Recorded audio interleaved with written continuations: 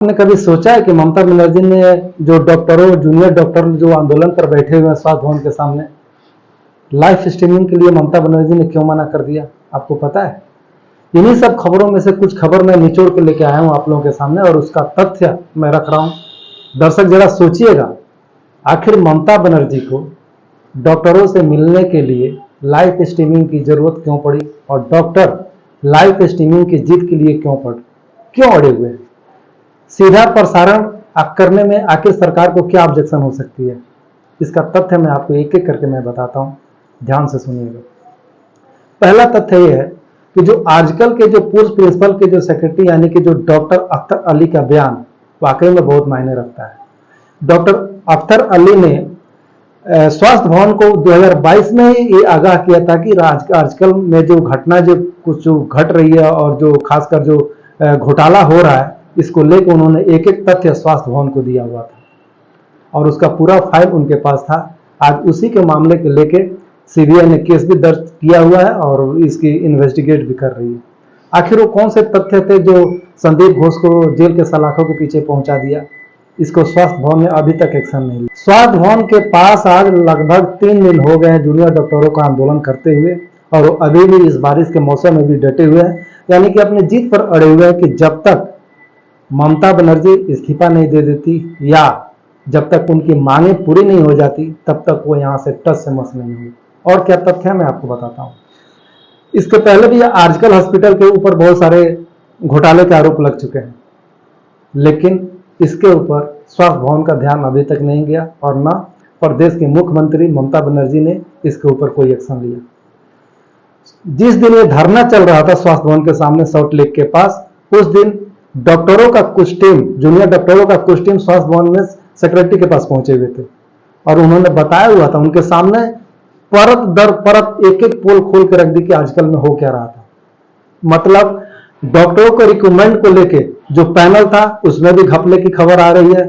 इसके अलावा जो मेडिसिन से लेके मानव तस्करी से लेके जितने भी तरह के कांड होते थे वो सबका उजागर उन्होंने स्वास्थ्य भवन को दे दिया, यानी कि जो सेक्रेटरी के साथ जिन लोगों का मीटिंग था उन लोगों के सामने उन्होंने प्रेजेंट कर दिया। इसके अलावा इसके पहले जितने भी घोटाले होते थे आजकल हॉस्पिटल में, चाहे बात सुसाइड की हो, चाहे मेडिकल इक्विपमेंट सेल करने की हो या मानव तस्करी की हो या ब्लड को लेके हो या वहां पर सुरक्षा के मुद्दे को लेके हो या डॉक्टरों को 24 घंटा जबरदस्ती काम कराए जाने का मुद्दा हो या डॉक्टरों को अत्याचार करने की बात हो या सुपरिटेंडेंट द्वारा जूनियर और सीनियर डॉक्टरों के ऊपर प्रताड़ना का आरोप हो, ये सभी मुद्दे ये सिर्फ 2024 की बात नहीं है बल्कि बहुत पहले से आजकल हॉस्पिटल में ऐसा होते रहा है। ऐसा वो डॉक्टर बता रहे हैं कि इन सब घटनाओं का उजागर करने के लिए स्वास्थ्य भवन में बैठे हुए थे, वहां पर सबके सामने उन्होंने काला चीटा खोल के रख दिया कि स्वास्थ्य भवन में क्या क्या घपला चल रहा है। बात आते हैं कि ममता बनर्जी को लाइव स्ट्रीमिंग यानी कि सीधा प्रसारण से ऐतराज क्यों था। सीधे आपको बताता हूं कि स्वास्थ्य मंत्री ममता बनर्जी खुद है, प्रदेश के मुख्यमंत्री ममता बनर्जी हैं। अब यदि लाइव स्ट्रीमिंग यानी कि डॉक्टरों द्वारा और नवानों के बीच ये सीधा प्रसारण यदि होता तो हो सकता था राज्य सरकार की ये जो पोल खोल नीति है या पोल को छिपाने की जो नीति थी इसका पूरी तरह से पोल खुल जाता और राज्य सरकार का फिर से बंटाधार हो जाता। क्यों? क्योंकि उनके सामने ममता बनर्जी के सामने ये जो गुप्त बातें डॉक्टरों द्वारा स्वास्थ्य विभाग को दी गई थी सॉल्ट लेक में, जाहिर सी बात है ये डॉक्टर फिर से वही मांग वहां पर भी दोहराते, ममता बनर्जी के सामने दोहराते। मुख्यमंत्री को होने के नाते ममता बनर्जी स्वास्थ्य मंत्री भी है और उनके सामने इस टोटल जितने भी प्रकरण थे, जितने भी घोटाले की बात आई हुई और जो जो इंसिडेंट अब तक आजकल हॉस्पिटल में हुआ है उन सबका परत दर परत तो लोग वहां पर खोल के रख देते और इसका सीधा प्रसारण जनता के बीच होता तो जनता के दिमाग में क्या चलता आप ये सोच सकते हैं। यही वजह है कि ममता बनर्जी ने सीधा प्रसारण के लिए ना कर दिया और जिसका नतीजा ये हुआ कि आज तीसरा दिन हो गया, अभी भी डॉक्टर यहाँ पर सॉल्ट लेक स्थित स्वास्थ्य भवन के सामने धरने पर बैठे हुए हैं, अपनी प्रमुख मांगों को लेकर बैठे हुए। अब सवाल ये उठता है कि आखिर इतना सालों से जो चल रहा था इसके क्या स्वास्थ्य मंत्रालय को भनक नहीं थी, स्वास्थ्य मंत्री को भनक नहीं थी? यानी कि सीधे तौर पर कहा जाए तो क्या ममता बनर्जी की इस चीज की भनक नहीं थी? बहुत दिलचस्प बात इस सब चीज में एक एक करके खोल के आ रही है।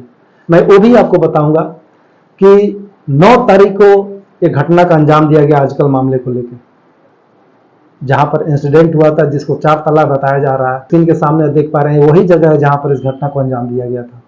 लेकिन ठीक 10 तारीख को डॉक्टर संदीप घोष द्वारा पीडब्ल्यू डिपार्टमेंट को और पीडब्ल्यू डिपार्टमेंट के इंजीनियर को अर्जेंट बेसिस पर चिट्ठी लिखकर ये बताना कि जितना जल्दी हो सके आप रिकंस्ट्रक्शन का काम कर दीजिए।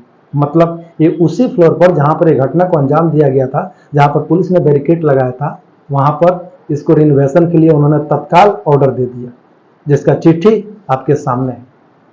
मतलब ऐसे बहुत ऐसे तथ्य है जिसका परत दर परत एक एक दिन पर्दा खुलते जा रहा है। इसके अलावा जो 4th फ्लोर पर जहां पर एक घटना का अंजाम दिया गया था, उसके बगल में एक बाथरूम था, जहां पर सीबीआई बार बार इस बात को संदेह कर रही है कि जिसमें पीड़िता के साथ ये जघन्य अपराध हो रहा था, वहां पर जाहिर सी बात है कुछ न कुछ कहीं ना कहीं जगह पर खून के धब्बे थे, जिसको मिटाने की कोशिश की गई थी बाथरूम के द्वारा। लेकिन संदीप घोष की जो चिट्ठी थी, जिसको अर्जेंट बेसिस पर इसको रिनोवेशन करने के लिए पीडब्ल्यू डिपार्टमेंट को आदेश दिया गया था, उस बाथरूम को भी तोड़ दिया गया। ये वही बाथरूम है जिसको तोड़ दिया गया जो आप स्क्रीन पर देख पा रहे हैं।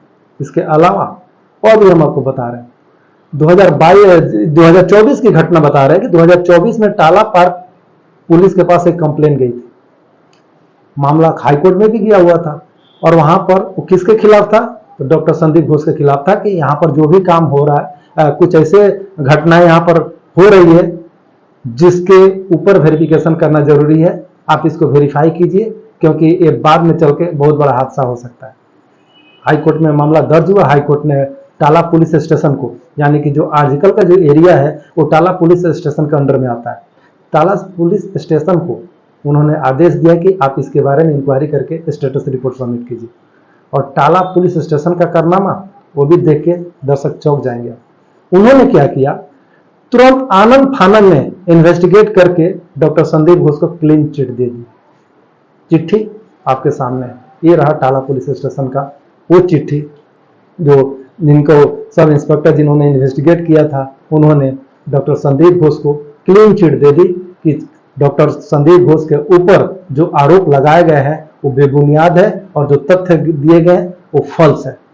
मतलब टाला पुलिस का यही और भी करना है। सोच सकते हैं कि मतलब जो एविडेंस रेडी किया जा रहा था, जो एविडेंस के आधार पर उनको हाई कोर्ट ने इन्वेस्टिगेट करने के लिए दिया था कि ये जो हमारे पास जितने भी एविडेंस आए हुए हैं और जितने भी इनके ऊपर आरोप लगे हुए हैं उसको आप इन्वेस्टिगेट कीजिए, जांच कीजिए और जांच करके स्टेटस रिपोर्ट, सही रिपोर्ट आप कोर्ट में सबमिट कीजिए। लेकिन उसको लेकर टाला पुलिस स्टेशन ने क्या किया, इस मामले को पूरा दबा के और डॉक्टर संदीप घोष को क्लीन चिट दे दी। मतलब साफ है, उस समय भी प्रदेश की जो स्वास्थ्य मंत्री थी ममता बनर्जी ही थी, प्रदेश के मुख्यमंत्री ममता बनर्जी थी। तो एक एक तथ्य जो जुड़ रहे हैं, इसे साफ समझ में आ रहा है कि बहुत ऐसे तथ्य थे जिसको वहां पर छुपाने की कोशिश की गई थी, क्योंकि यदि तथ्य नहीं छुपता तो आज बंगाल की ये दशा नहीं होती। आज ये डॉक्टर यहाँ पर धरने के पास बैठे हुए हैं। कुछ दिन पहले उन्होंने लाल बाजार का घेराव किया था, वहां पर जो पुलिस कमिश्नर हैं विनीत गोयल, उनका उन्होंने इस्तीफा मांगा था और आज 3 दिन से सॉल्टलेक स्थित स्वास्थ्य भवन के पास धरने पर बैठे हुए इस बारिश के मौसम में भी। जो रिपोर्ट बता रहे हैं कि अब तक इन जूनियर डॉक्टरों के धरनों की वजह से 29 लोगों की जानें चली गई है, लेकिन प्रशासन इस पर भी मौन है, अफसोस जता रहा है, लेकिन खुल के कोई चीज सामने नहीं आ रहा। और डॉक्टर है कि वो अपने मान मरवाने के लिए स्वास्थ्य भवन के सामने अभी भी आंदोलन पर टिके हुए हैं। लेकिन अभी जो खबर चल रही है, जो राजनीतिक दलों में जो रसाकसी जो चल रही है, लीगल जस्टिस की जो मांग चल रही है, और इसका प्रकरण आगे क्या हो सकता है ये भी हम आपको बताएंगे। तब तक हमारे न्यूज चैनल के साथ आप बने रहिए, क्योंकि हम हैं डाउन न्यूज हिंदी, हमेशा आपके मुद्दे को लेकर ही आते हैं और आपके मुद्दे को ही बताते हैं। इसलिए आप हमारे न्यूज के साथ बने रहिए। अभी तक आपने यदि हमारे चैनल को सब्सक्राइब नहीं किया है तो प्लीज सब्सक्राइब करें, क्योंकि हम चाहते हैं कि ऐसे तथ्य, ऐसे एविडेंस सबसे पहले आप पर पहुंचे। वो बहुत ही करप्टेड आदमी है। वो आरजीकर मेडिकल कॉलेज में स्टूडेंट लोगों को फेल कराना, टेंडर ऑर्डर देकर के 20% कमीशन लेना और ये हॉस्टल वगैरह अलॉटमेंट में पैसा लेना और स्टाफ सिलेक्शन कमीशन, मतलब आरजीकर में जो भी काम होता था, पोस्टिंग हो, ट्रांसफर हो, हाउस स्टाफ शिप हो, सब जगह वो पैसा खाते थे। सिर्फ यही नहीं, गेस्ट हाउस में जूनियर जो स्टूडेंट है उन लोगों को बैठ करके शराब वगैरह पिलाते थे और उन स्टूडेंट लोगों से आंदोलन भी करवाते थे। मतलब एक माफिया राजा बोल सकते हैं। मैंने अपनी पूरे कैरियर में इतना गंदा इंसान नहीं देखा। और वो खुद उनकी सिक्योरिटी के लिए 20 आदमी था प्लस 4 आदमी बाउंसर को लेके चलते थे। हमने तो फिल्म स्टार को देखा है बाउंसर लेके चलते हुए, किसी प्रिंसिपल को अपनी जिंदगी में नहीं देखा। बहुत प्रभावशाली है आपके क्या? हाँ बिल्कुल इन्फ्लुएंशियल पावरफुल है, क्योंकि मैंने उनके अगेंस्ट में कंप्लेन किया था। मैं 2023 साल जुलाई में मैंने कंप्लेन किया था vigilance commission, anti corruption bureau, Shastri भवन हेडक्वार्टर में भी उनका ट्रांसफर भी हुआ था, लेकिन वो ट्रांसफर ऑर्डर फिर कुछ ही दिनों में रिवॉक हो गया। उनको फिर प्रिंसिपल पोस्ट पे ही दे दिया गया। वो रिजाइन देना चाहते थे लेकिन ये सब नाटक था, ये खेल था उनका। मैंने बताया ना, कुछ उनका पेट स्टूडेंट है जो उनके लिए आंदोलन करते हैं। आंदोलन भी वो खुद करवाते हैं पावरफुल होने के लिए, अपना इन्फ्लुएंस बढ़ाने के लिए, गवर्नमेंट के साथ नेगोशिएट करने के लिए।